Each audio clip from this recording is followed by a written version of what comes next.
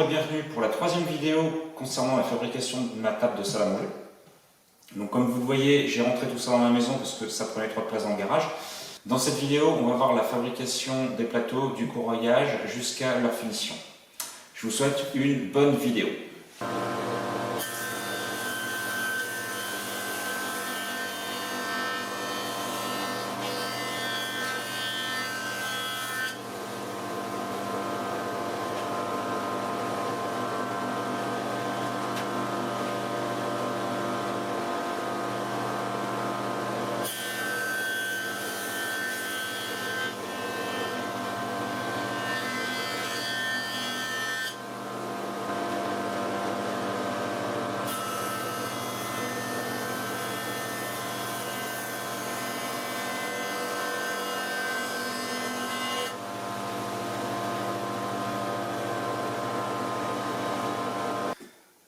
Alors tous les bois ont été passés à la dégauchisseuse. Ce que je vais faire maintenant, c'est que je vais les passer en raboteuse pour les mettre aux bonnes cotes, notamment l'épaisseur du plateau. Je vais voir combien je vais pouvoir en tirer. Ça va être compliqué pour avoir du 40 à mon avis. Je pense que ça sera plutôt du 37-38, enfin je vais voir. Je vais essayer d'en garder le maximum de toute façon. Donc on passe en raboteuse et on met tout ça aux bonnes cotes.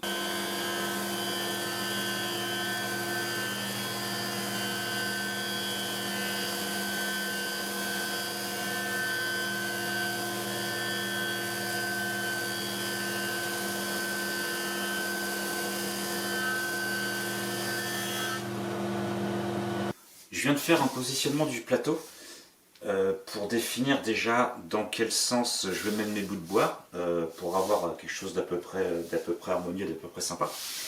Et j'en ai profité pour tracer l'emplacement de mes dominos puisque pour m'aider à assembler le plateau de la table, je vais mettre des dominos tous les 35 cm pour pas galérer derrière à ajuster tout ça et pour que ce soit vraiment bien à fleur. Donc pour rappel, j'ai une épaisseur ici de 38 mm. Donc j'ai réglé ma domino ici sur 38 sur 2 sur 19 mm.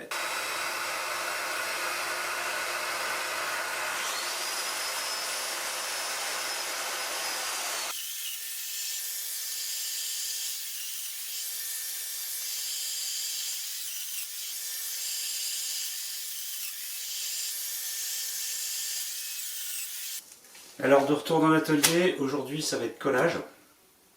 Je vais coller le plateau, je vais le faire en une fois.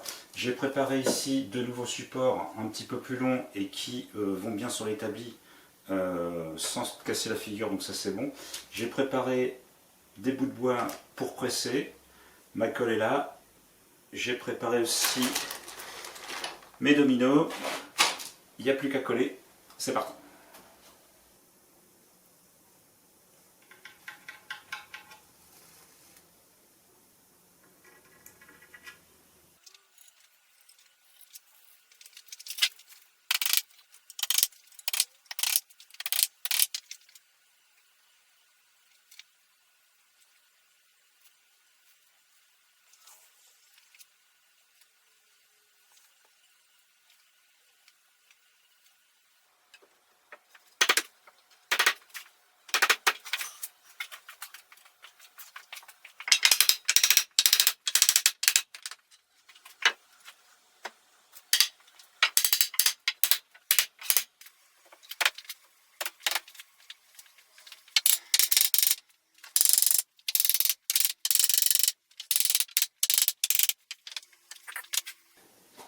On se retrouve 48 heures après le collage. Donc vous avez loupé une bonne partie du collage parce que j'avais plus de batterie dans l'appareil photo. Et comme j'étais en plein collage, j'avais pas envie de remettre une autre batterie pour perdre du temps pour continuer ça. C'est du collage classique avec dominos, à plat joint, colle blanche vinylique, rien de foufou. Serre-joint, mise en place des serre-joints pareil, donc classique. Ce que je vais faire maintenant, c'est que je vais enlever tous les serre-joints, je vais gratter la colle qui a dégueulé un petit peu partout. Je vais passer la ponceuse à bande grain 120 dans un premier temps pour avoir une surface à peu près nickel. Ensuite, je vais découper le plateau en deux parce que le plateau il doit faire 1,80 m à la louche. Donc je vais le découper en deux. Je vais faire les tenons pour l'alésage. Je vais préparer les alaises et ensuite je repasse, je repasse en ponçage, grain 240, et il sera prêt pour la finition. Et je vais aussi casser ici les arêtes pour pas qu'elles soient abîmées par la suite. Voilà. J'enlève les serre-joints, je gratte, je ponce, je découpe en deux, je découpe les alaises, je fais les tenons et je m'occupe des alaises et puis ça devrait pas mal. Voilà le programme.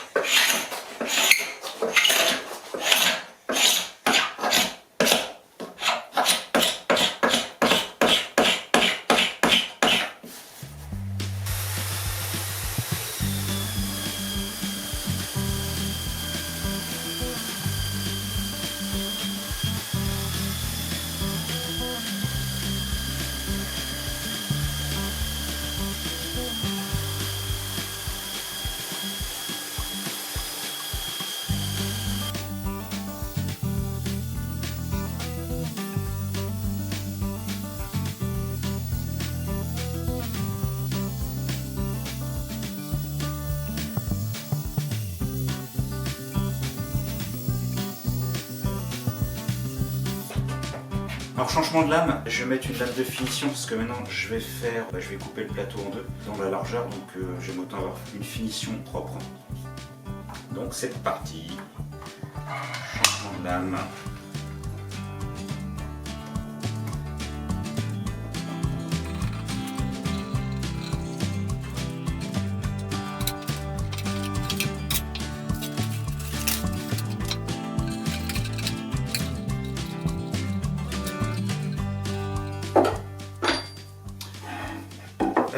Je vais faire un essai de découpe sur un bout de bois déjà dégauchi, propre, juste pour voir si je coupe bien, si ma lame est bien perpendiculaire et que j'ai une coupe perpendiculaire, parce que sinon il va falloir que je fasse un réglage comme ça. Voilà.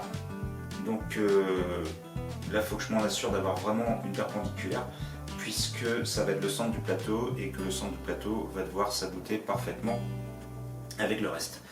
Donc je fais mes essais, mes réglages et on se retrouve après pour la découpe. Je me suis calé au milieu, je vais préparer la découpe.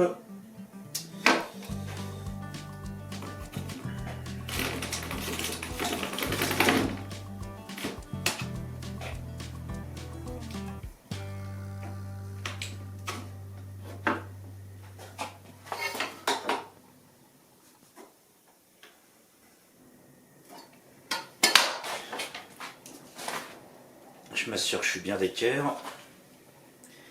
Je fixe mes serre-joints parce que là, j'aimerais pas que ça bouge.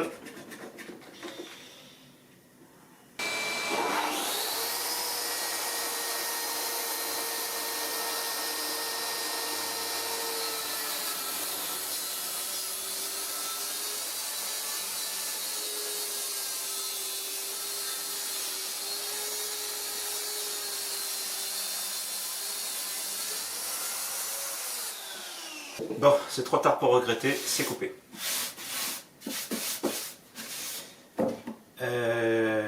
Ce que je vais faire maintenant, donc ça sera mon plateau principal qui est coupé en deux pour pouvoir coulisser, comme on l'a vu.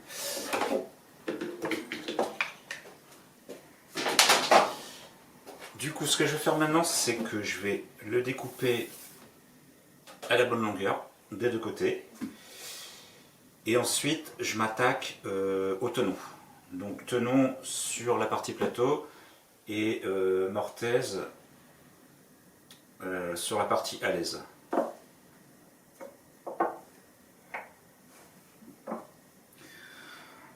Et là, je suis Je suis super content de mon réglage, je suis vraiment à 90.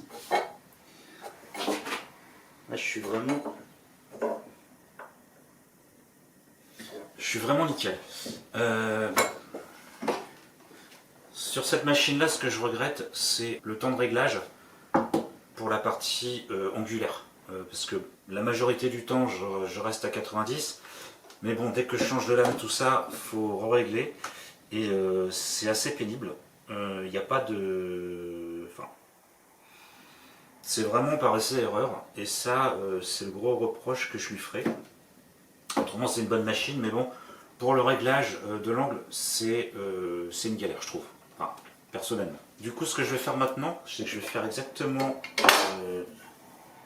le même procédé avec des coupes à la scie plongeante sur la longueur.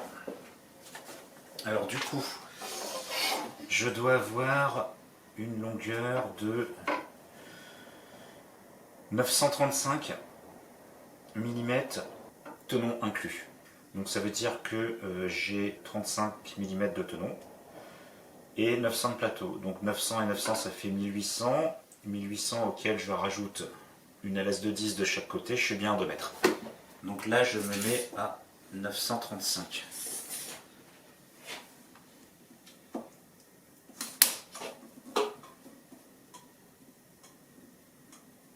Alors je crois pas que j'avais précisé, mais donc quand j'ai fait le débit de mes planches ici, j'en ai sélectionné des un peu plus courtes parce que derrière c'était abîmé, j'étais vraiment au maximum que je pouvais. Et du coup, si je trace ma ligne ici, ça tombe ici. Du coup, je vais avoir allez, 2 cm ici qui vont manquer. C'est pas grave, puisque mon tenon fait 3 cm et demi, donc je vais quand même avoir 1 cm et demi pris dedans. Mais bon, c'est pas dramatique, puisque il y en a 2 qui sont dans ce cas-là, et le reste va bien être pris dans la mortaise. Donc je me fais pas de soucis par rapport à ça. Juste que je les ai gardés quand même, parce que sur une longueur de quasiment 1,80 m, ça me dérangeait de les mettre de côté, parce qu'elles étaient relativement propres, sauf qu'elles étaient un peu trop courtes. Mais bon, c'est pas dramatique. Je m'en sers quand même. Ça sera pas vu de toute façon. Il y aura la laisse qui va aller dans les tenons, donc ça se verra pas. Mais c'est juste au cas où vous vous posiez la question pourquoi il y a 2 planches qui sont plus courtes. Parce que j'ai pas pu faire autrement. Elles étaient abîmées derrière ou je sais plus trop quelle raison, mais en tout état de cause, j'ai pas pu faire autrement. Je les ai gardées. Surtout celle-ci qui est ici là. Avec la partie cœur du frêne Olivier. Je trouverais vraiment dommage de la mettre de côté, sachant qu'elle va super bien avec celle qui est à côté. Donc ça le fait comme ça. Alors je vais maintenant faire les tenons pour mettre la laisse en place. Donc tenon de 35 on a dit. Sur une profondeur, donc mon bout de bois ici fait 38, donc je vais garder un tenon de 12. Donc il faut que j'enlève 13 de chaque côté. Donc j'ai réglé ma défonceuse à 12,5 avec le forêt, sachant que sa taille est un peu grand, donc je pense que j'arriverai à 13. J'ai mis ma règle ici pour me guider, et donc je vais faire ça à la défonceuse. Alors je pensais au début faire la toupie, mais comme ça fait 90 ici, ça passe pas sous la toupie avec le chariot à tenonner. Donc ça passe pas. Donc du coup je le fais à la défonceuse. Ça va le faire très bien, il n'y a pas de souci. Ça va prendre un peu plus de temps. J'ai monté une fraise de 20. Donc du coup, j'aurai 2 passages à faire comme ça pour la largeur du tenon. Et je pense que je vais faire 2-3 passages, 3 passages pour la profondeur. Alors changement de tactique. J'ai commencé à attaquer la défonceuse avec la fraise. Ça me fait plein de petites bouloches pas terribles là. Donc ça me convient pas. Les fibres sont un petit peu arrachées. Je suis toujours derrière mon trait. Par contre, ce que je vais mettre en place, c'est que je vais déjà faire une entaille sur 1 cm de profondeur et donc de ce fait couper vraiment les fibres, ce qui va me permettre derrière d'avoir un passage nickel avec la défonceuse, puisque ça sera vraiment coupé droit et propre ici. Voilà, donc je fais un premier trait à la scie plongeante, donc sur 1 cm de profondeur. Et ensuite, j'attaque à la défonceuse pour enlever le surplus. Voilà. Donc ça me rajoute une étape, mais je préfère avoir un truc propre plutôt que ces petits bouts de fil dégueulasses là qui vont m'embêter par la suite.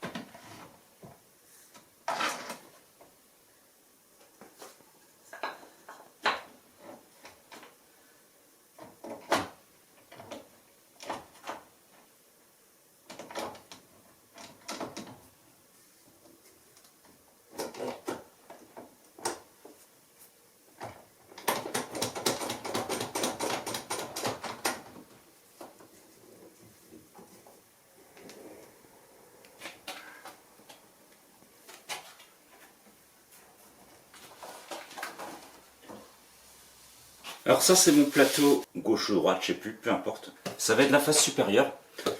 Par contre, bon, il est un peu abîmé ici. Il y a un nœud qui s'était formé. Je vais enlever tout le bois qui part un petit peu en miettes là. Et je vais faire un coup de résine pour boucher ce trou. Bon, je pense que de toute façon, je suis obligé de faire des compromis par rapport au choix que je fais pour mes morceaux de bois. Sinon, si je suis amené, enfin si j'avais été amené à enlever ce petit morceau là, j'enlève carrément une bande de 2 cm, donc ça fait énormément de pertes, surtout que c'était un morceau que je voulais garder, puisque c'est la partie plus brune de l'arbre que j'avais envie de conserver. Donc il faut faire des compromis, j'ai choisi de le garder. Ce que je vais faire, c'est que je vais le nettoyer et je vais couler de la résine dedans.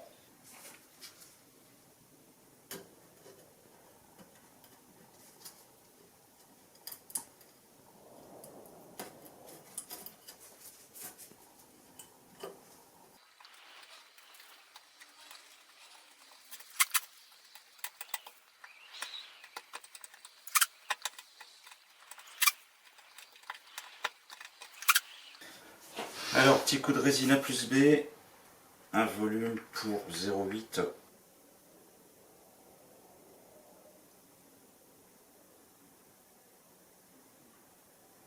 Alors j'ai 15 grammes. 15 x 0,8. 15-12 même. Oui, on va être précis. X 0,8 plus 15, 12. Ça me fait 27 grammes d'œufs.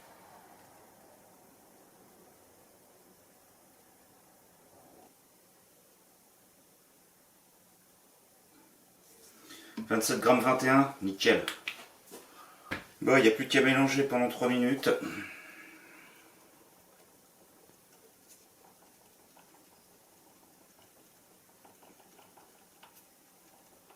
Ça va être long pour vous 3 minutes. Hein.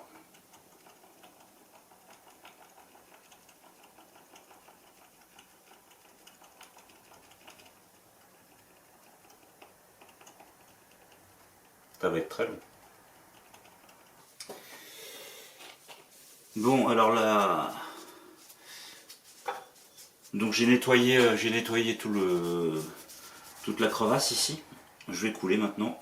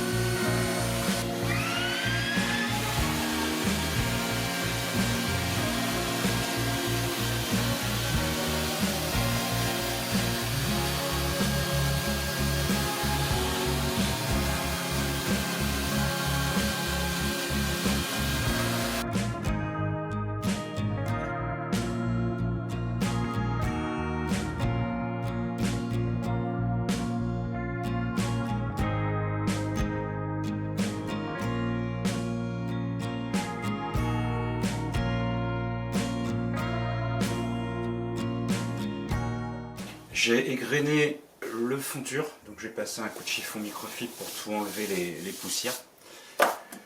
Je vais utiliser un vernis blanchon haute résistance intérieur-extérieur en 2 couches. Je vais essayer ça, toujours invisible, hein, bois brut. Donc c'est parti. 2 couches, on égrène entre 2 à 240 comme d'habitude.